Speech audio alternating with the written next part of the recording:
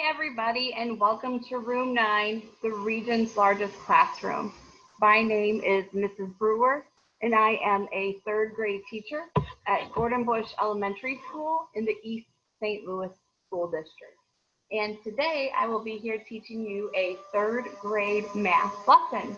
So boys and girls, welcome to Room 213 in Room 9. How is everybody feeling today? Are we having a great day today? All right, I see some saying yes with a thumbs up, some saying in the middle, some saying they're not having a good day. So right now, boys and girls, before we get started with our math, let's go ahead and take a quick second and let's bring ourselves back here and ready to do some multiplication here, boys and girls. So before we get started, let's just take a quick deep breath in, hold it, and let's let it out.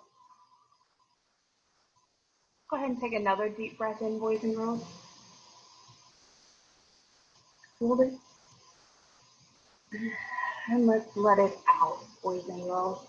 So it's always important if we're not having a good day and we're getting ready to maybe do something different, we don't always want to carry over those feelings that we have from our bad day to something else. Okay, so right now we're getting ready to have math. And there should be no bad feelings whatsoever because, come on, everybody loves math, right? You're exactly right, boys and girls. So let's go ahead and take another deep breath in. Let out all our worries from everything else. And let's stretch it out just a little bit, boys and girls. Let's get those brains stretched out, those necks moving just a little bit, and roll back the other way. Stretch those arms out a little bit, open the chest up wide, take those arms back, grab your hand behind you, lift up a little bit, stretch it out, move your neck if you need to, boys and girls. Take your arms back to the side, bring them in front. Boys and girls, give yourself a big hug, because as we learned yesterday with our affirmations, you are enough, boys and girls. You are definitely enough. Okay, bring our arms up overhead, stretch up really, really tall. And let's bring them down to our feet, making ourselves really, really small, boys and girls. Touch those toes.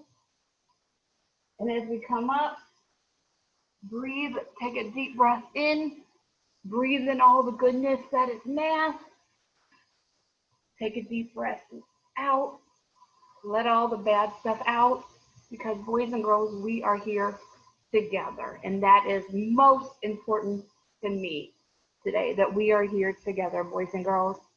So yesterday we worked on skip counting by 5s and 10s. The day before, I believe, we skip counted by 2s. Today, I think, boys and girls, we skip counted by 3s too, I know. Today, boys and girls, I think I can teach you how to skip count by 6. Do you think we can skip count by 6s today? Well, if you're saying no, I have a little helper here behind us, boys and girls. So I have all of our numbers skip counting by 6 all the way to number 60. Okay, boys and girls? But we're going to start at first just counting from 6 to 30. And I am so sorry they're rolling, boys and girls. It is so hot in my classroom today. So even the paper saying, no, they're melting. Like I feel like I am right now, okay? Definitely not as nice as outside. All right, so boys and girls, let's go ahead and skip count by 6s. All right? Listen to me first, and then repeat the pattern I'm going to teach you. It's kind of like a little rhythm to it, okay? So when we count, we're going to say 6, 12, 18, 24, 30. 6, 12, 18, 24, 30. Ready? 6, 12, 18, 24, 30. Let me hear you. 6, 12, 18, 24, 30. One more time. 6, 12, 18, 24, 30. Good job, boys and girls. Good job for those of you that were participating and doing that. That was a rootin' tootin' great effort, boys and girls, all right? So let's look again here. Now we're going to see if we can count all the way to 60, counting by 6. So boys and girls, listen to my pattern first. Okay, I'm going to start with 6 again. 6, 12, 18, 24, 30, 36, 42, 48, 54, 60. 6, 12, 18, 24, 30, 36, 42, 48, 54, 60. Ready? Join in whenever you feel like you're ready, boys and girls. 6, 12, 18, 24, 30, 36, 42, 48, 54, 60. 6, 12, 18, 24, 30, 36, 42, 48, 54, 60. 6, 12, 18, 24, 30, 36, 42, 48, 54, 60. One time, one more time, just you boys and girls, let's go.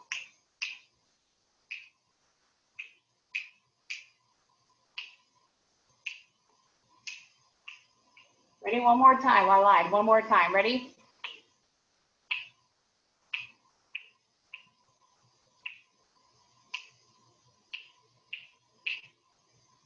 Was that so bad?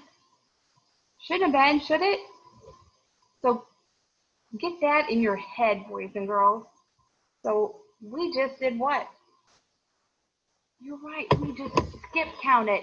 And what can we use skip counting to help us with? Oh, it's behind me, huh? For multiplication.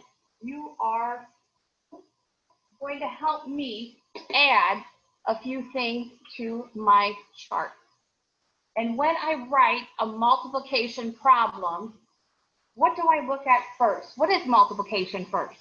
What do we have to be able to use multiplication? Equal groups. So I'm going to put a little star here because this is kind of important for me to know that multiplication is equal groups. Okay. And we went through some strategies and we just said that what we just did here was called what? Skip counting. So we can skip count by 6 to help us learn multiplication by 6s, right? So this was a strategy. So I know this, they're equal groups. So now we're going to talk about the strategies.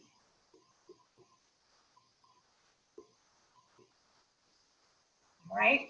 The first one that we had mentioned was skip counting again. So with skip counting, and I'm actually going to put our 6s up here for skip counting. So one strategy we can do is skip counting. And an example of skip counting would be our 6, 12, 18, 24, 30. And here we counted by what? By 6. Okay? And when we counted by 6, we did 6, 12, 18, 24, 30, right? Okay? And let's keep thinking about another strategy we could use, boys and girls. So today, we're going to kind of piggyback on what we had worked on yesterday. So if you were with us yesterday, you know that we were working with arrays. You're exactly correct if you said arrays. We were working with arrays yesterday. If you weren't there yesterday, it's okay. We're going to review them again today. Boys and girls, I tell my students all the time, if we get to a problem we don't know, or if we're an amazing multiplier and I get somewhere and I go blank on a test and I can't remember a multiplication fact, always go back to an array. Arrays will be amazing for you boys and girls to stick with, okay? So today we're going to start with my pencil pockets here you see, okay? So each pocket that I have, you see I have 1, 2, 3 pockets, right? I need to see, boys and girls, how many markers can I hold on my board at one time? Okay, so this is one pencil pouch. It is magnetic and amazing, of course. All right. So I have how many pencil pouches? I have 3 pencil pouches, right? And how many markers or marker pockets, whatever you want to call them? I don't know why I keep saying pencil pouch, because that's what they kind of look like to me, even though we keep them up on the board. Sometimes we have pencils in them, it just depends. But right now I need to keep my markers up here. So I have 3 pockets, and how many markers can I keep in each one? I can keep 1, 2, 3. How can I figure out how many in all? Oh, I can use what? I can use multiplication. And how do we write a multiplication equation, boys and girls? Do you remember?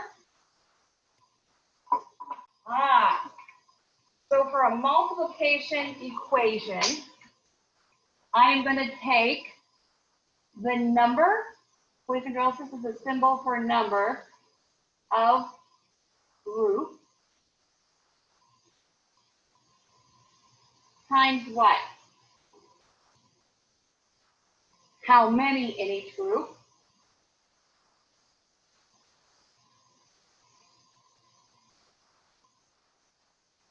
And I'm going to put how many in each. And that's how we write our equation.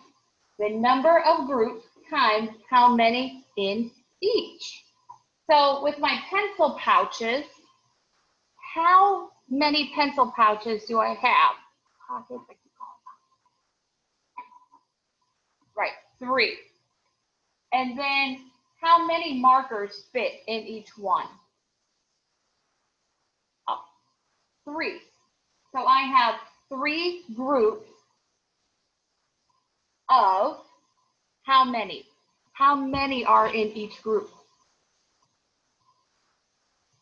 3. There are 3 in each group.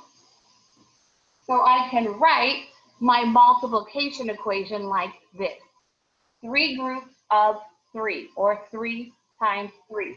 3 pockets with 1, 2, 3 markers in them. But I have a problem. I can't remember how to count by 3s. So what can I draw here to help me? Oh, an array. Okay, I can draw an array. So how do we set up our arrays from yesterday? So we can say that our arrays are what? Another strategy, boys and girls, that we can use, correct? This is another strategy. Okay? So I'm going to add number 2 on here. You can use an array. Okay? So I'm actually going to write our problem right here on my chart. So we have 3 times 3. Right? How would I draw this? Now I know yesterday I have these dots that I use, right? They're magnetic. But today, what if I don't have them? What if you're at home like you boys and girls are? Do you have them? No. So what can we use to represent my dots? Let's keep thinking about that. Let's build them first with my magnets and see. What does my array here tell me? Well, when I build my array, of my multiplication from my multiplication equation, first number tells me how many rows I need. So here's 1 row, 2 rows, and I need 3 rows. What does the second number tell me? Oh, that's right. I forgot from yesterday. The second number tells me how many are in each row. So here I have 3 rows of 3. So here's 1, 2, 3. That's 1 row. 1, 2, 3. There's 2 rows. And now I have 1, 2, 3. Boys and girls, give me a thumbs up or down if you agree that now I have 3 rows of 3. Absolutely. There are 3 rows of 1, 2, 3 in each of these rows. So if I'm going to represent my array over here, not using my magnets, what do they look like? What shape are they? They're circles, aren't they? So when I come over here, and if I don't have those magnets, I can just draw them on my own. So here I can have 1, 2, 3, 1, 2, 3. That's 2 rows of 3. And now I have 1, 2, 3. Okay. So I can just build an array. But now I have the array built or drawn, built and drawn. How do I solve this? I still don't have the answer. This is not my answer, is it? This is a strategy that I use to solve my multiplication equation. It's just a strategy. But how did I get there? What's the answer? How do I find that out? Well, I can just count them all up.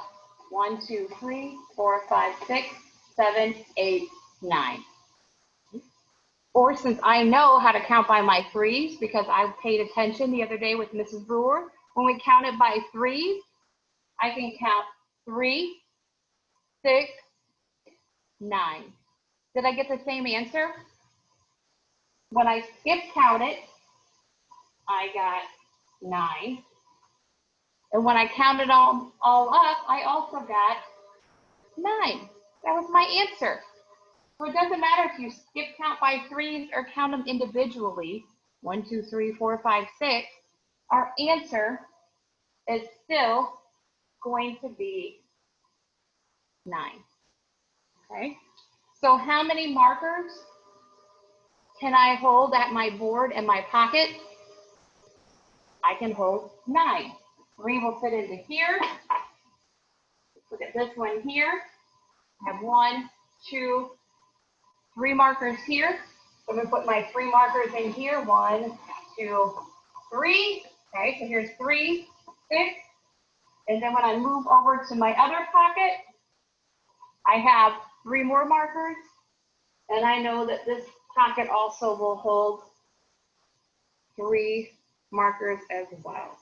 So if I would skip count my markers here, I would have 3, 6, 9. 1, 2, 3, 4, 5, 6, 7, 8, 9. So it holds 9 markers. Now I know how many markers I can have up here, right? So my son, I told you the other day, likes to do a lot of extracurricular activities, right? And him and several of his friends the other day decided that they wanted to go bowling, right? And have you ever been bowling, boys and girls? Well, when you go bowling and you roll the ball down the lane, you have pins at the end that you want to hit. So Aiden and 2 of his friends, his friend Mark and his friend Hunter, went bowling. And all 3 of the boys knocked down all of the pins, and we call that a strike. Okay? Each lane has 10 pins. Okay? And you can count each group here is a set of 10 pins that you would see at the end of a lane if you were bowling, right? So the boys were trying to figure out how many pins they knocked down in all, okay? And they were having a hard time figuring out how to do this. And so Mark said, well, I think we can just add them all up. I think we can take 10 that happened in the first lane, right? 10, long purple marker. We can take 10 plus what? How many would be in the next lane? Right, 10 plus how many in the third lane? Right, 10. And let's see, what is 10 plus 10 plus 10? Well, 10 plus 10 is 20. 20 plus 10 is 30. Okay, so I know 10 plus 10 equals 30. So Mark said we could just add them all up. Aiden said, Mark, we could just use multiplication. So what would my multiplication equation look like here, boys and girls? Could we use these pins as equal groups? We could, couldn't we? Each lane for bowling, we could say was a group. Okay, how many groups do we have? We had 1, 2, 3. So I know when I write my equation, I have my number of groups times how many pins are in each group. You're right, there's 10. And then we need to find out how many in all. Well, I know, boys and girls, from last week, if I'm multiplying by 10s, I can actually skip count by 10s, can't I? And how many times do I need to skip count by 10? The other number tells me, right? So put up 3 fingers. We're going to skip count by 10s, boys and girls. Ready? 10, 20, 30. So when we skip count, what did we get? Oh, we got 30. Okay, so we multiplied and we used skip counting as one of my strategies. Okay, we got 30. So Hunter said, I don't know about you boys, but I would rather make an array. Could we make an array here? Absolutely, we can make an array. How many rows do I need? Well, that's the same as how many groups I have. How many groups do I have? Right, 3. So here's 1, 2, 3. Okay. Now, how many do I put in each group? We had 3 groups of how many? Of 10. So I need to do what? Have 3 rows of 10. Okay. So when we look here, I do over here a little bit. 10 might get a lot, right? There's 1. Notice we already have 1 here. 2, 3, 4, 5, 6, 7, 8, 9, 10. Okay. So here we have 10. Am I done? Nope, because I know I need 3 rows of 10. So here's 1, 2, 3, 4, 5, 6, 7, 8, 9, and 10. Am I done yet? No, because I only have 2 rows. I need to have 3 rows of 10. So here's 1, 2, 3, 4, 5, 6, 7, 8, 9, and that one didn't have a red sign. 10. Okay? We agree with that array? 3 rows and 10 in each row. So now what can Hunter do to solve his array? Well, he can count them all up, right? Or he can count by 10. I know there's 10 in this row, 20, 30. So when he made his array, how many pins did he get that we knocked down? The boys knocked down. His array also equaled 30. Okay. Boys and girls, is there a strategy here that we didn't add to our chart yet? Absolutely there is. We did not add yet repeated addition, right? And we use repeated addition here, boys and girls. So another strategy that I can use for multiplication would be repeated addition. 3 repeated addition. And we know, boys and girls, when we repeat, We do something over and over and over again, right? You repeat it after me when we were counting by 6, right? Okay. So if I had the problem 3 times 10, I can solve it by taking 10 plus 10 plus 10, right? How many times did I need to add that 10? Well, if it was 3 times 10, I had to take 10 1, 2, 3 times. And we know 10 plus 10 plus 10 equals 30, and that's what equals 3 times 10, boys and girls. So look at all these strategies we have if you come to a multiplication problem you don't know, okay? So, boys and girls, to use an array, we know we first have to figure out what? Right, usually our multiplication equation. If they didn't give you the multiplication equation, that probably needs to be the first thing that you do. Just like we did here with the bowling pins. We didn't know, did we? No. It just told us how many pins did they knock down in all. Well, we knew that they were equal groups. Remember, each lane, boys and girls, was a group. How many groups do we have? We had 1, 2, 3. So we could write our multiplication equations, 3 groups of. Remember I said every time you say that word of for multiplication equations, put that multiplication symbol, that X. 3 groups of how many? We had 3 groups of 10. And if this was not a friendly fact like tens are pretty friendly because we all know how to count by tens, usually by 3rd grade, right? Or it's one that we're familiar with, we've been made to do before. So if we don't know the equation, I can do 3 rows of however many I have. Here it's 10, I have 10. And boys and girls, if you don't have these handy dandy magnets like I do, draw it out with circles. That's perfectly fine to do, okay?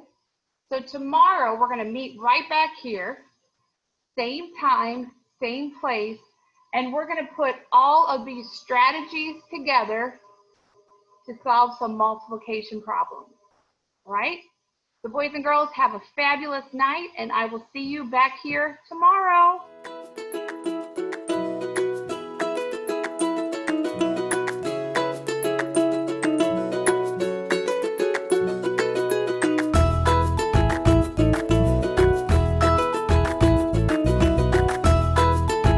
Teaching in Room 9 is made possible with support of Bank of America, Dana Brown Charitable Trust, Emerson, and viewers like you.